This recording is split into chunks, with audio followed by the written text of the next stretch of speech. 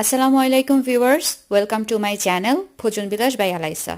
আজকে যে রেসিপিটা নিয়ে এসেছি খুবই সহজ একটা রেসিপি, মোটামুটি সবাই তৈরি করতে পারেন। রেসিপিটি হচ্ছে লাউ চিংড়ির তরকারি। অনেকভাবে কিন্তু এই রেসিপিটা তৈরি করা যায়, এমনকি আমিও এটা 2 থেকে 3 রকম ভাবে তৈরি করে থাকি বাসায়। আজকে একভাবে আপনাদের সাথে শেয়ার করব, যারা পারেন না আশা করছি তাদের উপকারে আসবে। যারা অন্যভাবে রান্না করেন তারাও একবার ভাবে ট্রাই করে দেখবেন, হয়তো আপনাদের ভিন্ন স্বাদটা ভালো লাগতে পারে। আর রান্না যাওয়ার আগে অনুরোধ রইল আমার চ্যানেলটা সাবস্ক্রাইব করবেন। সেই জন্য আমি এখানে চিংড়ি নিয়ে নিয়েছি।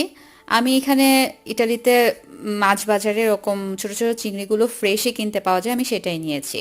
এছাড়াও ফ্রোজেন ভাবেও ছোট চিংড়িগুলো বাংলাদেশ থেকে আসে, বিভিন্ন এশিয়ান শপগুলোতে পাওয়া যায় বাঙালি দোকানে, সেখান থেকেও আপনারা নিয়ে নিতে পারেন। এছাড়া ছোট চিংড়ির পরিবর্তে আপনারা বড় চিংড়িও ব্যবহার করতে পারেন। আমি চিংড়ির মাথাগুলোকে হাত দিয়ে টেনে টেনে ফেলে দিয়েছি এবং খুব ভালো মতো ধুয়ে পরিষ্কার করে নিয়েছি। আর এখানে আমি লাউগুলোকে এভাবে কেটে নিয়েছি, পুরুত্বটা আধা ইঞ্চির মতো পুরুত্বে কেটে নিয়েছি। তারপর চুলায় মিডিয়াম আঁচে একটা পাত্র বসিয়ে এর মধ্যে 3 টেবিল চামচ পরিমাণ তেল দিয়ে দিয়েছি। তারপর এর মধ্যে 3 থেকে 4 টেবিল চামচ পরিমাণ পেঁয়াজ কুচি দিয়ে দিতে হবে। তারপর দিয়ে দিচ্ছি একটা কাঁচামরিচ ফালি করে রাখা। মিডিয়াম আঁচে পেঁয়াজটাকে এখন একটু ভেজে নিতে হবে স্বচ্ছ রং হওয়া পর্যন্ত। পেঁয়াজের রংটা এখন পরিবর্তন হতে শুরু করেছে, দেখতেই পাচ্ছেন পেঁয়াজটা কিছুটা নরম এবং স্বচ্ছ হয়ে গেছে।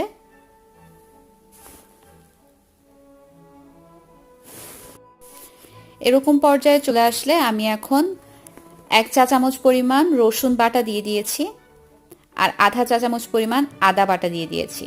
দিয়ে খুব ভালো মতো এখন কাঁচা গন্ধটা যাওয়া পর্যন্ত খুব ভালো মতো ভেজে নেব।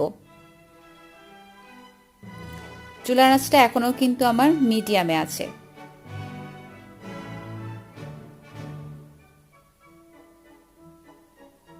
কাঁচা গন্ধটা যখন চলে যাবে তখন আমি এর মধ্যে স্বাদ মতো লবণ দিয়ে দিচ্ছি। আমি এখানে 1 চা চামচ পরিমাণ লবণ ব্যবহার করেছি। তারপর এর মধ্যে আধা চা চামচের মতো হলুদের গুঁড়া, চিমটি পরিমাণ জিরা গুঁড়া এবং চিমটি পরিমাণ ধনিয়া গুঁড়া দিয়ে দিয়েছি। জিরা গুঁড়া এবং ধনিয়া গুঁড়া অবশ্যই চিমটি পরিমাণ দিতে হবে, না দিলেও সমস্যা নেই, কিন্তু আমি যেই মাছটা ব্যবহার করেছি সেটার মধ্যে অনেক বেশি ফ্লেভার আছে, তাই আমি মাছের ফ্লেভারটাকে একটু মাইল্ড করার জন্য চিমটি পরিমাণ ধনিয়া এবং জিরা ব্যবহার করেছি।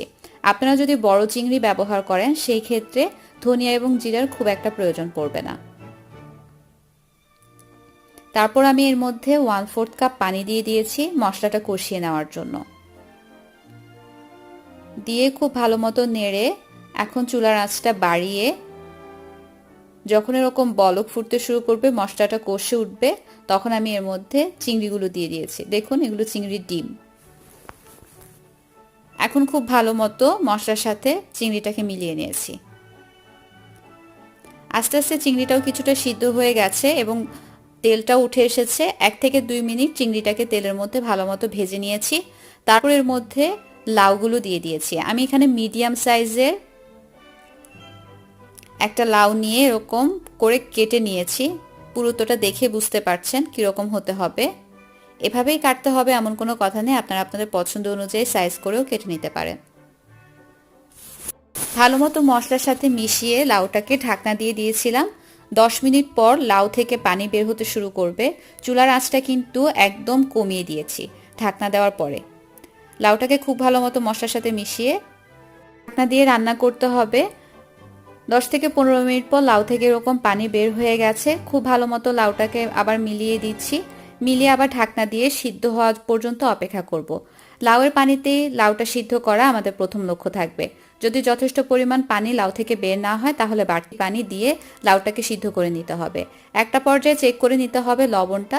আমার কাছে মনে হয়েছে আরেকটু লবণ দিলে ভালো হয়, তাই আমি সামান্য পরিমাণ লবণ দিয়ে দিয়েছি। আর আরও 2টা থেকে 3টা কাঁচামরিচ একটু ফালি করে এর মধ্যে দিয়ে দিয়েছি, কারণ কাঁচামরিচের ঝালেই কিন্তু লাউটা ঝাল হবে, এছাড়া আমি কোনো বাড়তি মরিচ ব্যবহার করছি না। ঢাকনা দিয়ে সিদ্ধ হওয়া পর্যন্ত অপেক্ষা করেছি। বসানোর পরে 25 মিনিট পর লাউয়ের অবস্থা এরকম হয়েছে। লাউটা পুরোপুরিভাবে সিদ্ধ হয়ে গেছে, কিন্তু লাউয়ের পানিতে লাউ যদিও সিদ্ধ হয়েছে, আমার কাছে মনে হচ্ছে আরও একটু ঝোল দিলে ভালো হয়, কারণ আমরা একটু ঝোল ঝোল লাউটা পছন্দ করি। আপনারা যদি ঝোল দিতে না চান তাহলে এই 1/4 কাপ পানি দিবেন না। আমি একটু ঝোল ঝোল চাচ্ছি বলে আরও 1/4 কাপ পানি দিয়ে 2 মিনিট হাই হিটে এরকম বলক যখন ফুটে এসেছে ততক্ষণ পর্যন্ত রান্না করেছি। এখন আমি এরকম করে আগাটা ফেলে দিয়ে কয়েকটা কাঁচামরিচ এর মধ্যে দিয়ে দিচ্ছি, এটা সুন্দর একটা ফ্লেভার নিয়ে আসবে। যদি আমার বাসায় ধনিয়া পাতা থাকে তাহলে আমি আর লাউয়ের মধ্যে বাগার দেই না। যেহেতু আমার বাসায় আজকে ধনিয়া পাতা ছিল না, তাই আমি বাগার দেওয়া লাউটাই আজকে খাবো। সেই জন্য একটা পেঁয়াজ নিয়ে 2 টেবিল চামচ তেলের মধ্যে 2 থেকে 3 টেবিল চামচ পরিমাণ পেঁয়াজ নিয়ে এরকম বাদামি রং করে এভাবে লাউয়ের উপর দিয়ে দিয়েছি। তারপর খুব ভালো মতো বাকি লাউগুলোর সাথে মিলিয়ে দিচ্ছি। তৈরি হয়ে গেছে আমার লাউ চিংড়ির তরকারি। আশা করছি আপনাদের ভালো লেগেছে। আর যারা লাউ চিংড়ির এই তরকারিটা তৈরি করতে পারেন না তাদের উপকারে আসবে। আজকের মতো এ পর্যন্তই। আল্লাহ আপনাদের সহি সালামতে রাখুন। আমার এবং আমার পরিবারের জন্য দোয়া করবেন। আমার ভিডিওটি যদি ভালো লেগে থাকে তাহলে আমার চ্যানেলটা সাবস্ক্রাইব করবেন, আর যদি অলরেডি সাবস্ক্রাইব করে থাকেন থ্যাংক ইউ সো মাচ। আল্লাহ হাফেজ। কিপ ওয়াচিং ভোজন বিলাস বাই আলাই।